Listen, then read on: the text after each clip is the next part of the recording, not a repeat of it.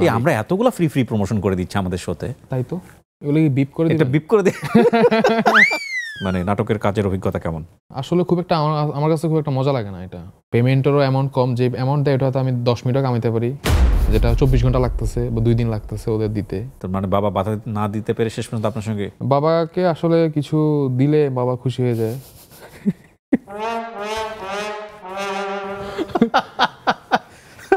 Sorry uncle, দেখবেন তো। একটা কন্টেন্ট বানানোর আগে কি মাথায় আসে যে এটা নিয়ে আমি কাজ করব? প্রথমত এই কন্টেন্টটা মানুষ কেন দেখবে, মানুষের মাথায় কি এটা আছে, মানে ডিমান্ড করে কিনা। আচ্ছা, এখন যেমন এই যে কাফিবের কথাটাই বললাম, আমি জানি এটা মানুষ দেখবে, কারণ এটা চলমান, এটা চলছে। এটা একটা মেইন পয়েন্ট। আর ট্রেন্ড, সিচুয়েশনশিপ বা সিচুয়েশন যাই বলি, সব কিছুই আর কি একটা টাইমিং এর যে একটা ব্যাপার, ওইটা মেনটেন করলে আমার মনে হয় ওকে। আর মেকিং নলেজ তো নিজের মধ্যে কিছু থাকা লাগেই, যে কেমনে বানাবো, এটা এক্সিকিউট কেমনে করবো, এটা তো আমার উপর। এটা তো গেল যে রিসেন্ট ট্রেন্ড, সেটা একটা ব্যাপার। রিসেন্ট ট্রেন্ডের বাইরে অনেক সময় কন্টেন্ট হয় না, সেগুলো কিভাবে মাথায় আসে? আমি যে কোনো কন্টেন্টে আসলে একটু রিলেট করানো ট্রাই করি। যেমন আমি স্কুল মেমোরিজ অনেক কন্টেন্ট বানাইতাম, ছোটবেলায় আমরা কি কি খেলনা নিয়ে খেলতাম বা স্কুলে কি কি হইতো, এই জিনিসগুলো কিন্তু খুবই রিলেটেবল। হ্যাঁ, যেমন আমরা স্কুলে বসলে আমাদের ব্যাগ দিয়ে আরেকটা ছেলে বেঞ্চ মুছে আবার ব্যাগটা রেখে বসতো, তাই না? এটা যদি আমি দেখাই, সে স্কুলের জীবনে ফিরে যাবে, আরে আমার এক বন্ধু তো এটা করছিল। এই জিনিসগুলো আমি রিলেট করানোর চেষ্টা করি।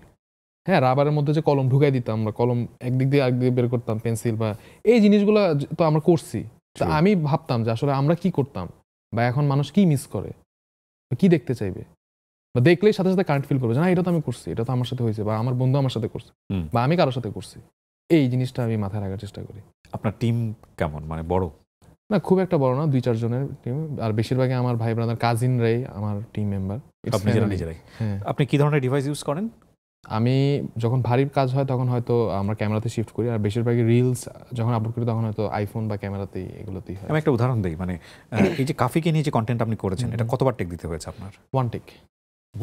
হ্যাঁ, ওয়ান টেকে? ওকে, এই যে ক্যামেরাম্যান আমার সাথে, ডিওপি আমার ভাই, সেই নিছে। আপনার রিহার্সালও করতে হয় না? না না।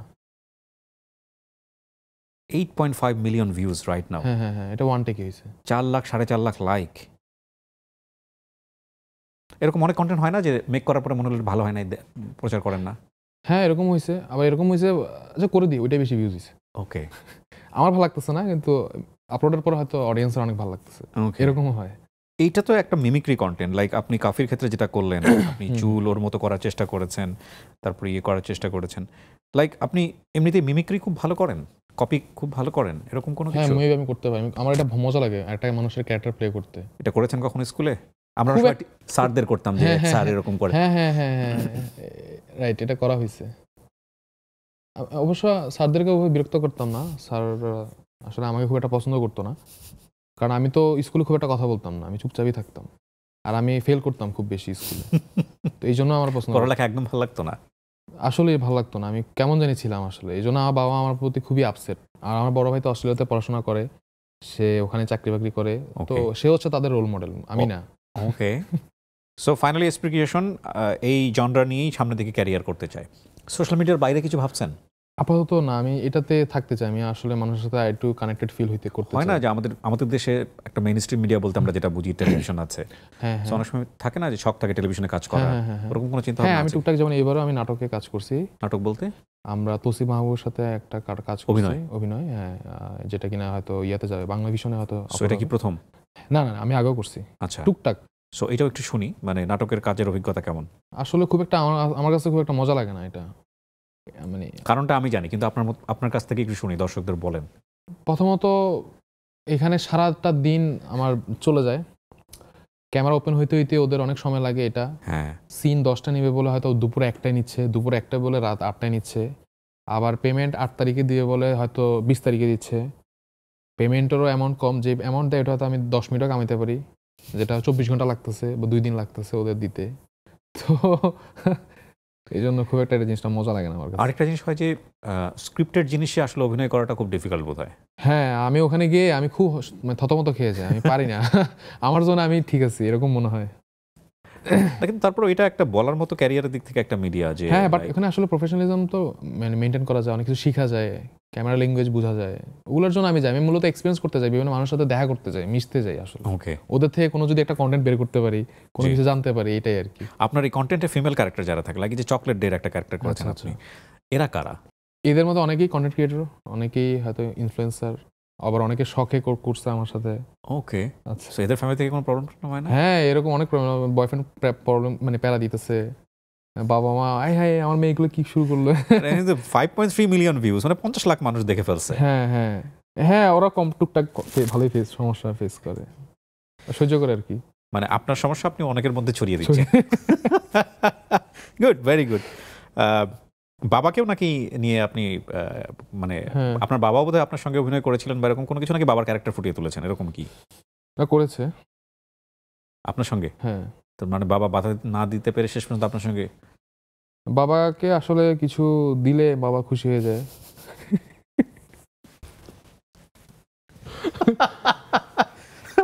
সরি আঙ্কেল, দেখবেন তো একটু।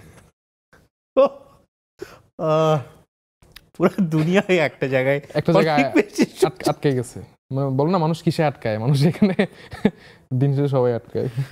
এবং আমার মনে হয় আপনার এই যে গার্লফ্রেন্ড কেন্দ্রিক বা বিয়ে কেন্দ্রিক যে সমস্যা, সেটাও আপনার এই ফ্লোতেই মোটামুটি ওইটাই।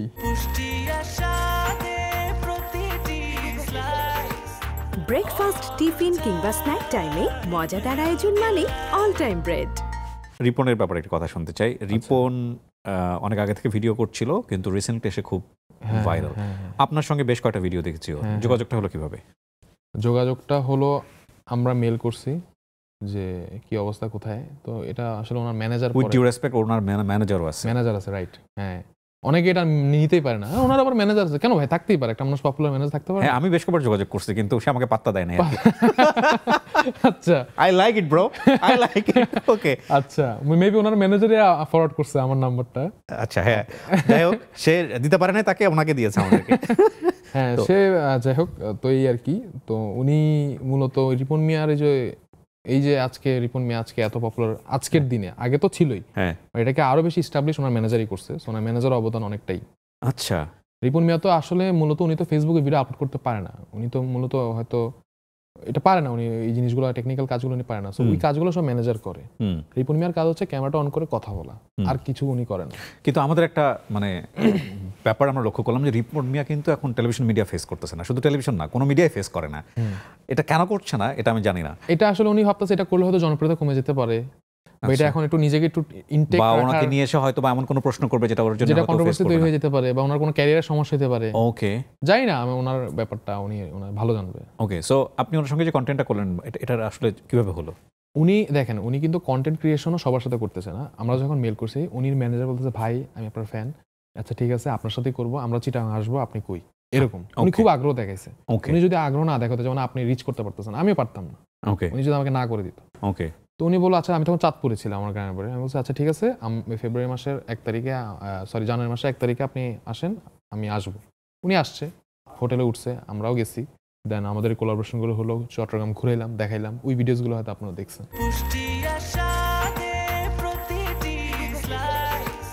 ব্রেকফাস্ট, টিফিন কিংবা স্ন্যাক টাইমে মজাদার আয়োজন মানে অল টাইম ব্রেড। এরপরে সালমানের সাথে আপনার যে কোলাবোরেশনটা হলো, এটা কিভাবে? এইটা মূলত পিজা বার্গের থ্রুতে, কারণ সালমান ভাই হচ্ছে পিজা বার্গের হেড মার্কেটিং এ আছে। আচ্ছা, তো যেহেতু আমি বলছি যে ভাই যদি পিজা বার্গের প্রমোশন করতে হয় আপনাকে আমার লাগবে। আমি তো কনফিউজ হয়েছি যে পিজা বার্গটা সালমানের কিনা। না মানে পিজা বার্গ তো মূলত না, সুলতান নাইনের ব্যাপারে আমার কোনো কনফিউশন না, এটা সালমানের না। বাট পিজা বার্গ আমি খুব কনফিউজ ছিলাম একসময়, যেটা এটা এখন ধরেন পিজা বার্গের যে আমরা এতগুলো ফ্রি প্রমোশন করে দিচ্ছি আমাদের শোতে, তাই তো এগুলো বিপ করে এটা বিপ করে দিই। ওকে, সো কি যেন বলছিলাম যে হ্যাঁ, পিজা বার্গের ব্যাপারে কোলাবোরেশনটা হলো কিভাবে? পিজা বার্গ মূলত চাচ্ছে আমাকে যে তাদের আবার নতুন আউটলেট দিতেছে, এগুলোতে মূলত ইয়ারলি কন্ট্রাক্ট তারা করতে চাচ্ছে। আমি বলছি আচ্ছা, আমি সবই ওকে, বাজেট একটু এদিক সেদিক আছে ঠিক আছে, কিন্তু আমার যেটা লাগবে আমার সালমান ভাইকে লাগবে। ওকে, আমি ওনার সাথে কোলাব করবো first video, okay fine. Salman ভাই নিজে বলছে ঠিক আছে চলে আয়। তো আমরা এইভাবে আর কাজটা করছি।